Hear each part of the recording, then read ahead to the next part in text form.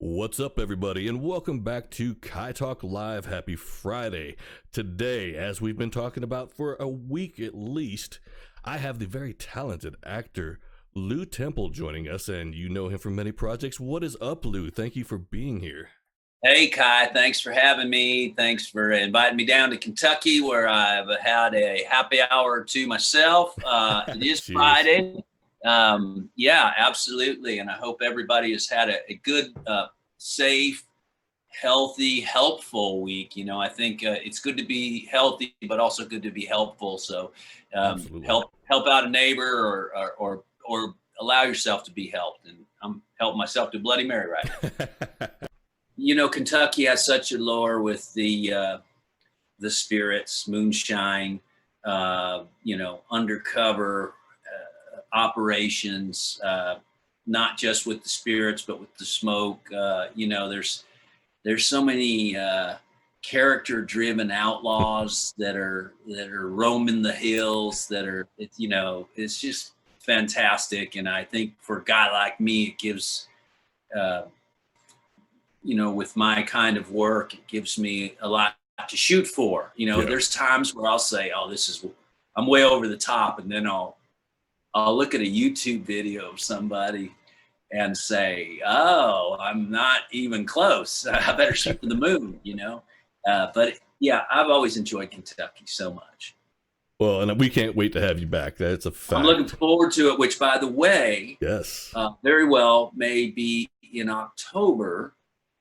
For myself and Vincent Ward. I think he's been on your show. Yes. And we're scheduled to come out for the Scarefest Scarefest. in Lexington. So we're hoping that we're keeping safe and that we're able to do that. That your governor and our airports and everything aligns. And I'm looking for that really to be the first show that we get out and attend in person. Most everything's been canceled up to this point. Well, I'm certainly looking forward to it and seeing the both of you. It'll be great, and I hope it all works out. We'll be. We'll have a bourbon for sure. At least one.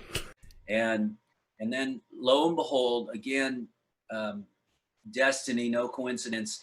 The league went on strike, so I couldn't get a job. Nobody was hiring, but one person called from San Diego, which is gorgeous, the San Diego Padres, and offered me a really good job. And then Bob's words were echoing in my ear, and I turned it down to pursue acting.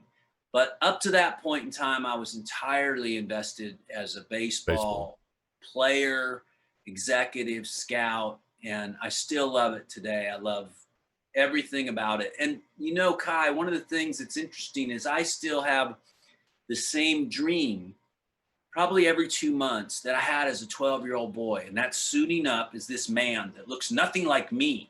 This guy's like, well built and he's tall and he's, I'm kind of short and little. And this guy's a man. And he's walking through the tunnel at Yankee Stadium to go out and play his first major league game. And it's me.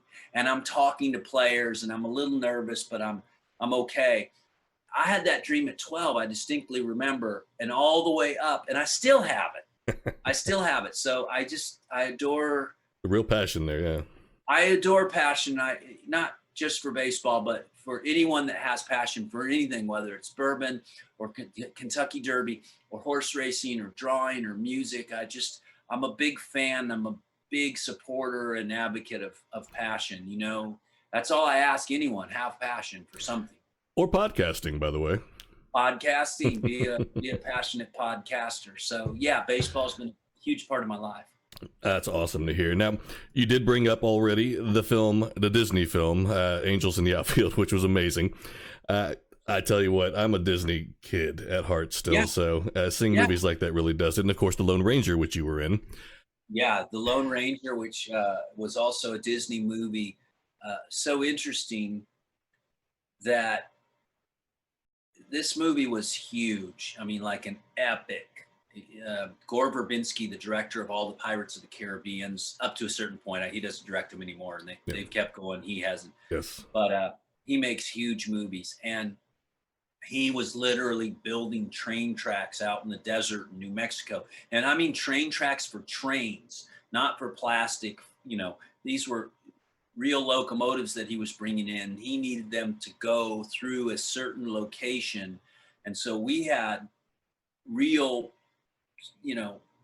track men with, pounding pig iron into the ground, that laying track for a movie. It was just epic.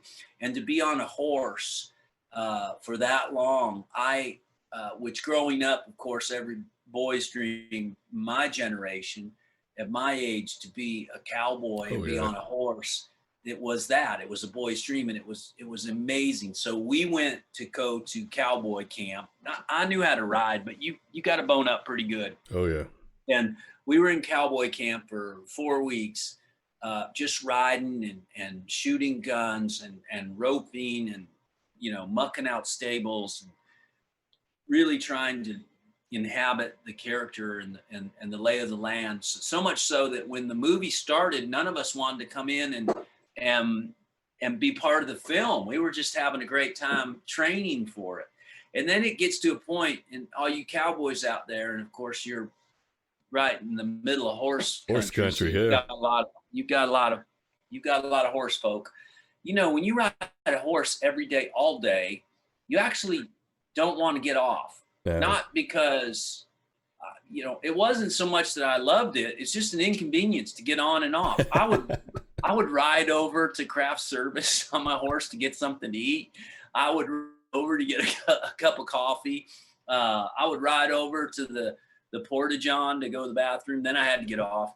But I found that I would just soon ride my horse anywhere, even if it was 100 feet. I'll just ride there, and then talk to somebody on my horse. I would ride my horse to people's trailers, and then what comes from that is you forget your car keys. And when it's time to go drive, I haven't needed a car or car keys for so many months that I forgot how to do this. We would ride out in the desert. Gore would send us out at 4 or 5 in the morning, because we'd be doing these long shots, and we'd be 4 or 5 miles out, 15 miles out. We'd be so far out into the plains that they'd have to airdrop us our food, our lunch, because we could never, it'd take 5 or 6 hours just to get us back. It was just a real delight. So that was so those are two things that Disney has given me, Angels in the Outfield baseball and the Lone Ranger cowboys, that are real delights. I can't say. Now, you were in season 2 of The Walking Dead, of course, with Vincent Ward as well. You were part of the prison gang. The story I want to start with, though, before you even got into The Walking Dead, because there are some things I want to talk about there, is that you actually taught Vincent Ward how to handle that Magnum 357. Yeah, that was fun. I was doing the Lone Ranger that we spoke of when I was hired to do the Walking Dead. And I wasn't even actually done with the Lone Ranger. I was still filming it. And at the time, I had a big handlebar mustache, and I was a Texas Ranger. And I still had to go back and do a few scenes. And I was nervous about the Walking Dead asking me to kind of clean up or shave or change my look. And I told them, I really am honored that you'd want me to come do Axel, but I'm also well aware that I can't change my look. I can get started with you, no problem. We'll work all that out, but I can't change. And they're like, no, we actually like the mustache. And I was thinking to myself, oh yeah, you say that now. And then you got me, and now I'm, so I was like, no. So we kind of did this dance for a little bit. And then they're like, no, Lew, look, we really want you to do it with the mustache. I'm like, okay. Well, getting back to the Lone Ranger, as we were, a bunch of cowboys, we had a lot of free time. We were working on our trick quick draws and spinning our weapons and holstering them and, all kinds of tricks because we had a lot of time. And so when I got to The Walking Dead, there was this opportunity with Vincent, and I was like, oh, dude, this would be so cool. You're going to hand him the gun. There's not an easy way to There's two ways to handle a gun, to hand a gun back to somebody, to hand a gun over to somebody. You're either doing it authoritatively. I Mm. want you to take this gun and go use it. I want you to, or you're a father. I want you to take this gun and be careful with it every time. Always check to see if it's loaded. Don't point it at anybody. Okay. And have the safety on. Yeah. There's a way to hand a gun to a person, or you hand it over because you have been licked or you are in a compromised position and you've been asked to turn over your weapon as submissively. And that wasn't the case with Vincent. Vincent was doing it of free will. He was in control, and it was a big move for him to show, I'm doing this to earn your trust. Yeah, not submissive, but yes. And I wanted him to be powerful in doing that it was totally in his control. It wasn't what I wanted, but it is what I wanted, but it was up to Vincent. And I just showed him, I go, you could do this to make it look as if you really know what you're doing with a weapon. I mean, you're a hard man in prison. We don't actually know, but you should be able to handle yourself. And so we worked on it. He learned really fast, and he did great with it. And it looked so great to hand that pistol to Andrew Lincoln the way he did with the little flip and turn. What I told him, I was like, you looked like a natural when you did that. He's like, oh my God, Lew Temple showed me how to do that. I'm like, yeah, that was great. And he did, he really did look good. And it kind of solidified, because Andy, he doesn't handle weapons all that much, even though he carried that thing all the time. Yeah. He was even like, damn, that's cool. He was kind of taken back in the moment, and it reads on camera. So it does. It worked really well. Yeah, it does work great. And that was, that was one of the things on the show. We did so many things that were together and collaborative amongst the cast, the producers, the writers, the makeup artists, wardrobe, the camera crew, sound department. Everybody was pulling on the same side of the rope. And that, for me, that's exactly why the show is so successful, because there wasn't really a hierarchy. I mean, Andrew Lincoln, Rick Grimes, he was our Tom Brady. He was our number one. He was our and when we were on the show, all roads led to him. There weren't other storylines. Everything was going to go through him. And it made it, for the writers, probably a little easier, because they were just focused on, how does this affect Rick? Mm-hmm. Then the world really opened up, by end of season 4, after Terminus, going into Alexandria and Hilltop, and then of course Negan showing up. I mean, all kinds of storylines and obstacles. And so we were still really dealing with walkers. The governor, we had to deal with the governor. And it was, yeah. Yeah, trust me, you should hold that grudge. He used he used his scope. So it was such a success, I think, because everybody was so invested in it being a success. So we'd work our tails off. At the end of the day, what the summers are like in the South, and it would be so hot, and we'd just be beat up, and yet we'd have this collective, drenched, perspirated, humidity gulping sigh of, wow, we really did something today, and we got to do better tomorrow. And that's how we always approached it. And Andrew Lincoln was the leader of that. He was the head cheerleader. Now, everyone I've talked to has pretty much said the same thing, that he really did a great job as well, as far as that goes, with the entire cast. That he's just a super amazing guy. The great thing about it too, Kai, is that that gets passed along. So every time someone leaves the show, the person that comes in kind of gets taken aside, and first of all, they're invited and welcomed, and you feel like you're not having to find your place. Hey brother, you're here. We need your help. Your family. God, what took you so long? And here's how we do things. And that was started at the very onset by Andrew Lincoln, Sarah Wayne Callies, and John Bernthal. And the three of them said, look, none of us have had a show before, and we got one now. It's kind of crazy. It very well could be short-lived, these 6 episodes. Let's give it our all. Let's give it our all, and we'll never look back, and maybe we'll get another show out of it. And lo and behold, and that mantra has been passed down. That's what was given to me when I showed up, and that's what I offered to those who were showing up after me. And as I talked to everybody, it's still that way. And I think that's really a huge part of the success of the show. That's incredible.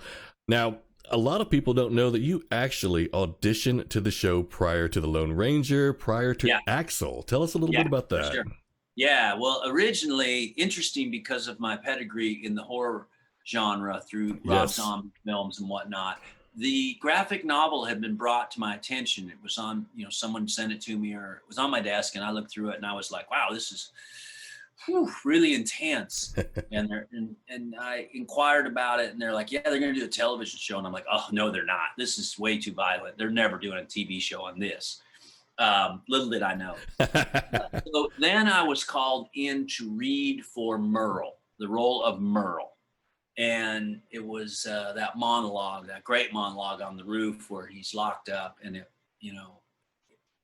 it was amazing. And thank goodness they hired Michael Rooker. Let's say that. But a few weeks later, I was invited back by the same casting office and the production to read for a brother that Merle has. We don't know his name, and he doesn't have any dialogue yet, but just read Merle's scene again, but different, as if you're his brother. And I'm like, wow, there's lots going on there. Like his twin brother, his little brother, his big brother, his dumb brother, what kind of brother, But so thankfully they hired Norman Reedus to play Daryl. And then when Axel came along, they were really interested, and they were like, we think you're really a good fit for this. And I was like, I think I am too, but I got this Lone Ranger. They're like, no. It was kind of dating, like, you don't really like me. Yes, we do. Come on, do you like me? Yeah. Okay. Buy me a bourbon. Yeah. Buy me. Show me how much you like. And so they did, and that was entirely a perfect fit. And I think they always are exceptional at putting the right players in the right place for their casting. Mm-hmm. And I think we have, in general, as a whole, have very few complaints about who's done what on the show. Well, and I can tell you, your character Axel was very complex. There were a lot of ways you could have went with that character, whether it be good or bad. Yeah. And was that intentional or? Yes. Okay. Yes. So I was brought in with the idea that this guy was going to be a problem for the surviving group, for Rick's group, and that ultimately he was going to be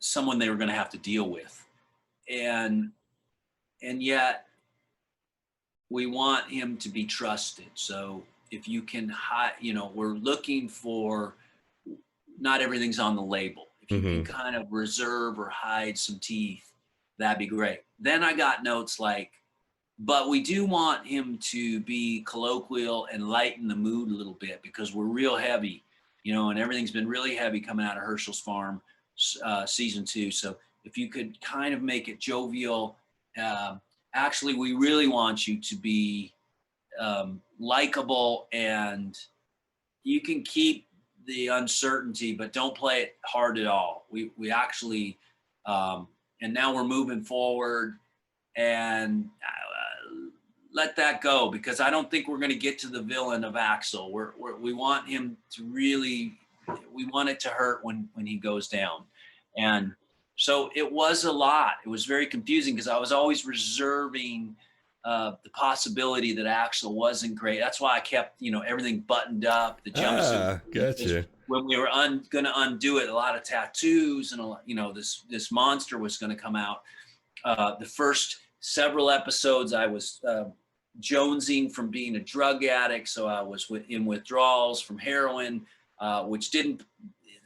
Then they said, yeah, he's not in for heroin. And I'm like, oh shit. Well, now my hands have been cold for 6 episodes. So it did get a little confusing, but fortunately, on 2 accounts, I was able to be malleable enough to adjust, and they were able to adjust with me, and they kept it moving, which I think keeps the audience guessing, which is always a good thing. Well, in your character, there were so many. Again, people loved Axel, and you were sympathetic towards him. But you had these small hints. The way it played out on camera and the way it was edited, you still were the good guys. Just there was a chance that something that you saw where they could set it up. Yeah. And I will tell you, you made that character your own. You do that with all of yours. That's one thing I've always admired about you is anything I watch with you in it, I don't recognize you. I don't see Lew Temple. I see whatever character you're playing, and it's like, it amazes me. That has always been one of the things that if an actor can pull something like that off to where I don't even know it's him, I'm just paying attention to this character. I think it's the most amazing talent in the world. Yeah, it's interesting because it's a lot of work, because you're heightenedly aware of that. That's a personal expectation you have of yourself. I don't want to bring Axel to my next job. I don't want anyone to hire me to bring Axel. I'm looking for the next new experience, which is what I so enjoy about this. Mm-hmm. Well, my most enjoyable moments about building a character is the discovery, what I call the discovery, which is while you're doing the research. This is in the middle of the night, and you're in your office, and you're looking things up, and you're building something, and you find little tidbits of information, that you never knew as in your person, but you never knew your character knew. And all of a sudden things start to inform your talk, your walk, your face, your physicality. So I really appreciate and enjoy the work much more than the performance. Like on the day of filming, that's work. But when I'm out in boot camp, mucking stables and on the horse, that's a lot of fun. It's starting the discovery, because you don't actually know what you're going to discover. And that's my favorite thing about not just acting, but everything that we do. This podcast, I had no idea who I was going to discover on the other end, or what our conversation would be like, but I knew it was going to be great. And if you go into something, if you can avail yourself, I know it's going to be great or better than I planned. You're going to be gifted. And if things are going well, and I'm not always like that, I'm not always Pollyanna, but if things are going well, it's really good that way. It makes it better. And I appreciate it for sure. And I admire actually young actors who are so capable and competent of pivoting off of something that they've done. Performances that I consider to be amazing, and then just walk away and be 180 degree opposite in their next opportunity. And I think that that comes with freedom, mm-hmm. and that comes with a certain security, and that freedom and security comes from experience. So already they've had experience that I haven't even had all the years I've been doing this. And so I like that the world is built on the can do, and more than ever, you can do this, you can do that, but you only can if you must. So when I started acting, I wasn't sure that I could, but I knew that I had to. So it became a must, and the must was important. But and I didn't know this at the time, know your must, but more important is why. And I don't think you get to know the why in the beginning. But mm-hmm. Why do you do it? But why? I think that's the discovery of the character of you. But today, I know that I love telling stories, clearly, that I love listening to stories. So that is my why. And I don't know that I knew that when I started, when I saw those people on the stage that I said, oh, they're storytellers. That's what I do. I love them. I love listening to their stories. And I want to tell stories too. I want them to hear my stories and I want to hear more of theirs. And that, I didn't know that I knew that, but I came to know it. So, but today I do. And that helps a lot. And I think that's the math of success. Now, this is kind of a two-parter and on different subjects. The first one is just finishing up on The Walking Dead a little bit. Once you found out from the writers and everyone else that Axel's character was going to meet his demise, what did you feel? Because I'll tell you, I've watched that scene a million times, and you and Vincent were my favorite characters in the scene. I absolutely loved your characters. Oh, thank you. And I waited so long to see how that was going to develop, and then when it ended, it hurt. Me too. And then after that one, I want to move into some Chuck Norris stories, and I'll let you get into that part of it. All right. Yeah, those two really they don't meet. Completely different. Yeah, but I suppose in a certain way they do.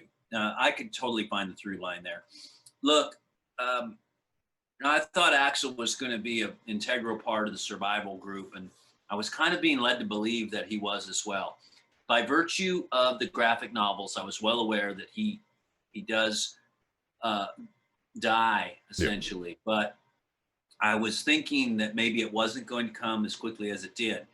I had just had dinner with the showrunner at the time, Glenn Mazzara. We had an incredible evening, good food, good drink, good conversation.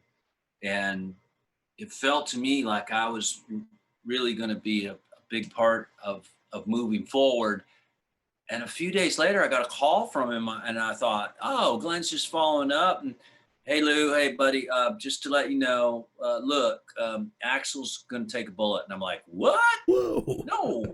Yeah. And he explained to me that things were moving fast, and they painted themselves in the corner. The governor was going to show up. He had to draw first blood, or he'd be, he can't pop off a bunch of shots and not,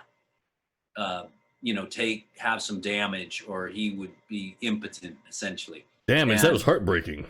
Yeah. And so, you immediately do, Kai, this, what I call the denial dance, and you try to talk your way out of it. And wait, no, or you offer a solution. That Allen guy's a real asshole. Why don't we don't take him out? No one likes him anyway. And well, that's just it. Your character, it'll hurt, and it'll be of value. And at some point you accept it, and then you start to get into the mindset, I've got to do right by Axel and the character. So it took me a little bit of time. I was notified 3 weeks in advance. I was asked not at the time to talk about it because it wasn't set in stone. As a matter of fact, Andrew Lincoln then went to production, to the producers, and said, I think we're making a mistake here. Let's not do this just yet. So they went back into discussion, and actually there were several series regulars that they started to consider otherwise than Axel. Those were the people that were coming to me and saying, oh man, I'm so sorry, heard about, and dude, you have no idea how close it was to being you.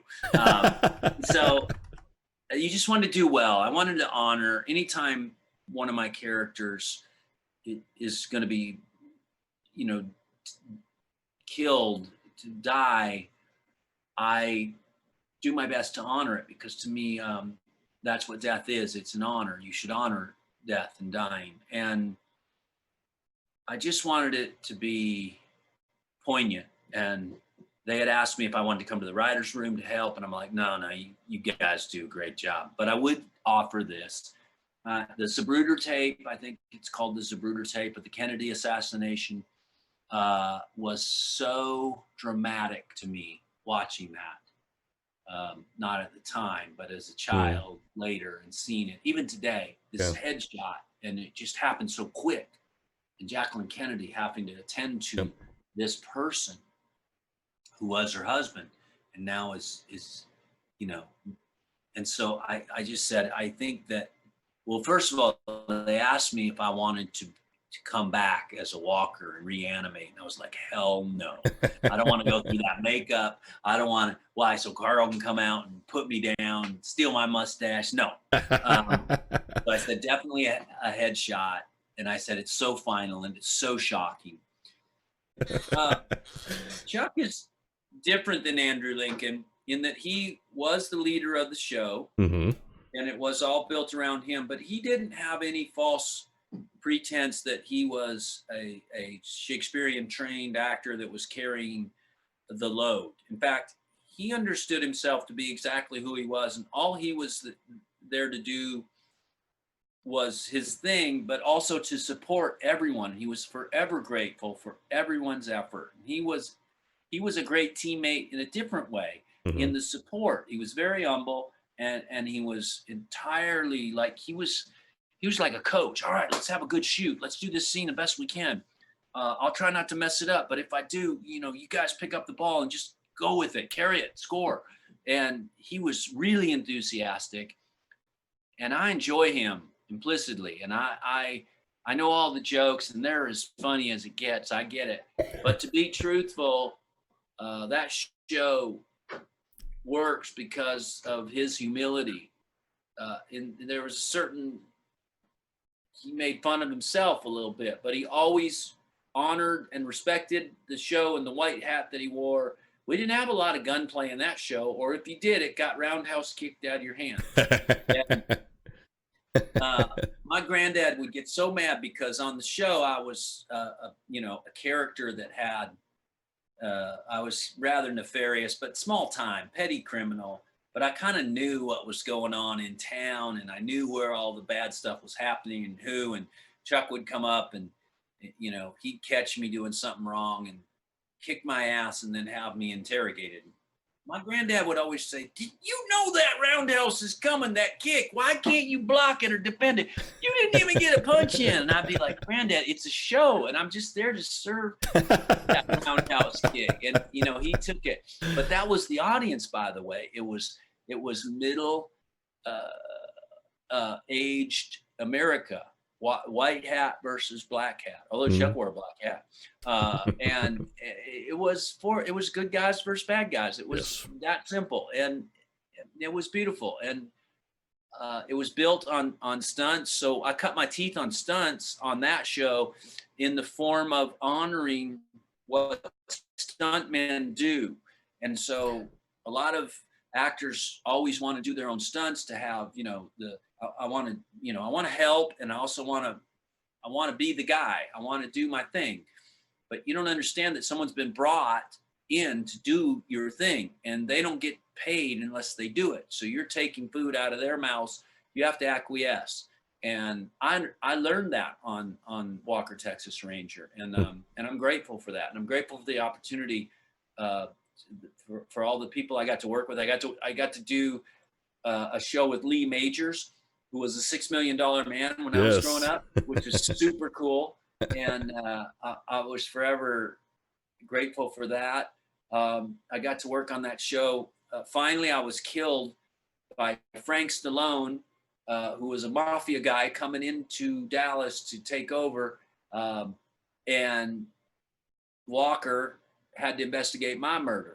That's how thin the storylines were getting by the end of this series. Now, correct me if I'm wrong, but you played multiple characters in the series. Yeah. Oh, good point, Kai. Thanks for your research. That's amazing, because it was back in the day. They put a wig on you and a funky mustache, and you'd be one guy, and then they'd shave your head a few months later. You'd be another guy. I did like 10 different episodes, and I only played the same guy twice. And it was ridiculous.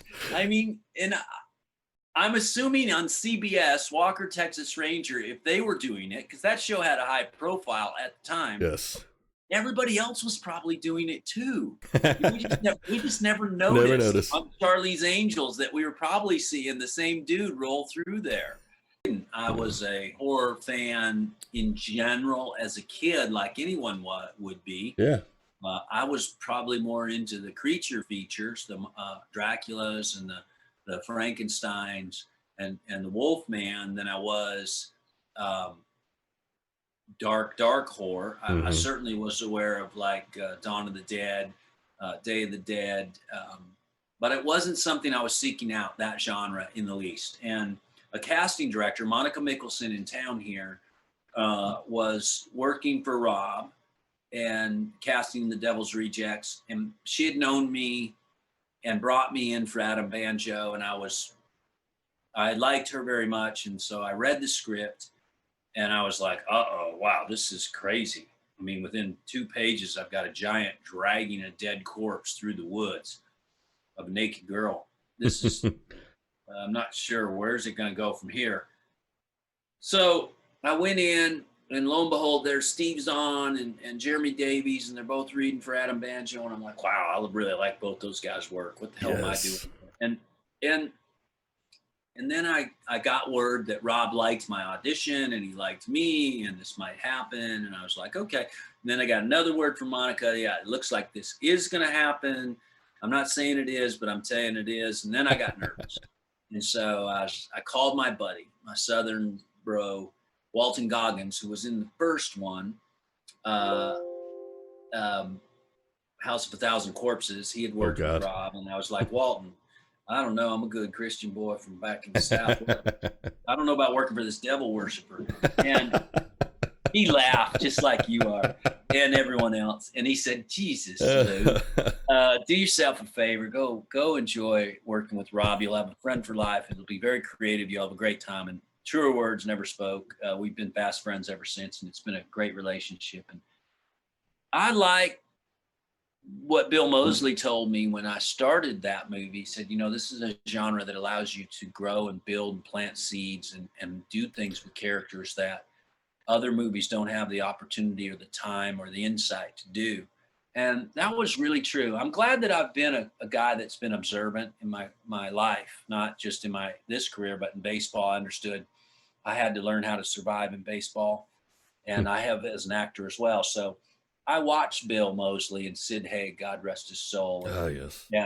and Ken Foray and William Forsythe. And I watched those guys, and they were doing something on that set that I'd never seen. It was this very strange creep into your space, and they were invading your personal space ever so slowly. Before you knew it, they were in your face, and it would move you. And it worked, and I didn't understand. It's not overt, it's just ever so slight. And I was just watching it and saying, man, they are doing something different here.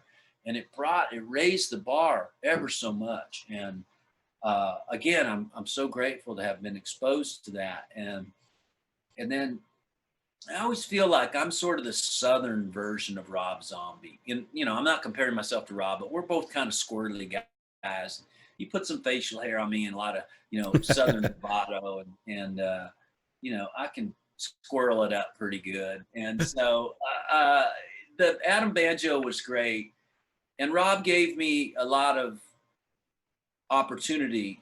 He builds as a blueprint, but he's asking you to bring bean dip to the party, And so he was really good. My idea, what's great about The Devil's Rejects, it's not my idea. It's what he was able to allow each person to do is have all the characters have this arc, this character arc.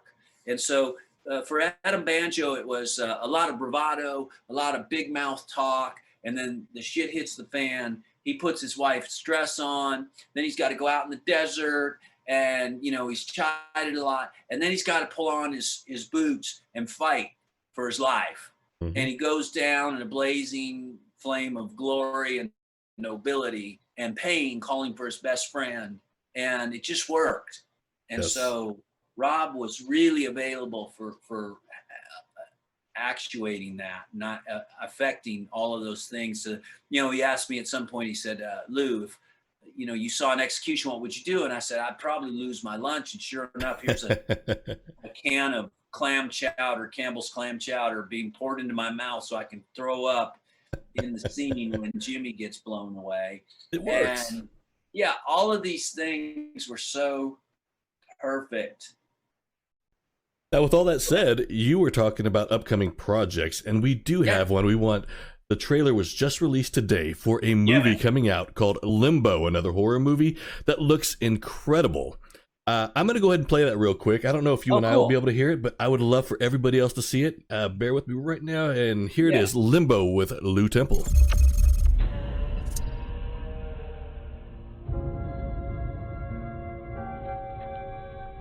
So, James, let's go over your defense.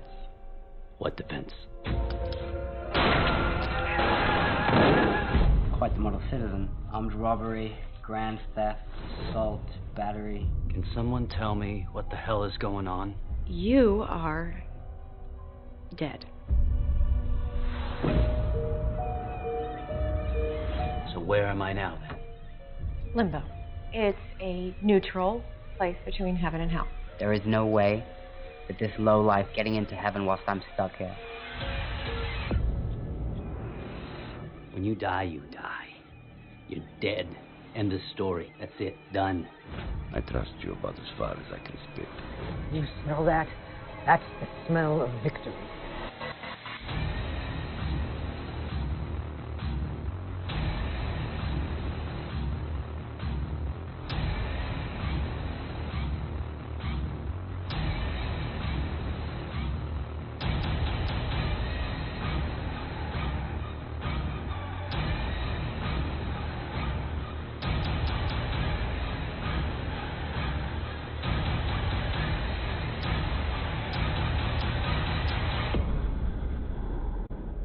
Limbo. What is that? Closer to hell. It's more like Jersey. I did a movie called Rango. You know this movie? Yes, with Johnny Depp again. I did Mr. Fergus down at the general store.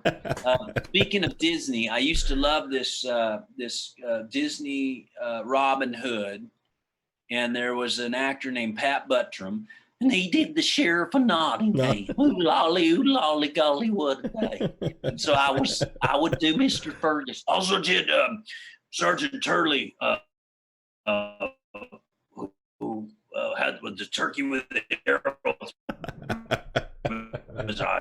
And I did him after. Those things have profound effects on you. Yes. And I hope that our children are having someone be a profound effect on you. And so, or maybe I can be, or you can be. So, but in this movie Rango, there's a line by the Spirit of the West, who's a Clint Eastwood type, played by Timothy Oliphant. Who I just did Once Upon a Time in Hollywood with. Oh gosh, such a great movie, by the way. It is. I didn't know what to get out of that. It was like they took historic events and fiction and put it all together. Yeah, mixed it up, and here's your tapa.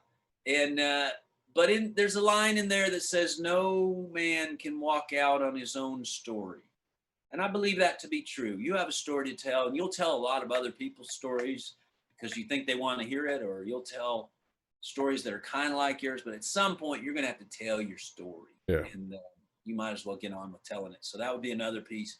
And people that want to, get into the arts or storytelling or acting or singing or drawing or podcasting or YouTubing or TikToking or Instagramming, it's as simple as telling your story.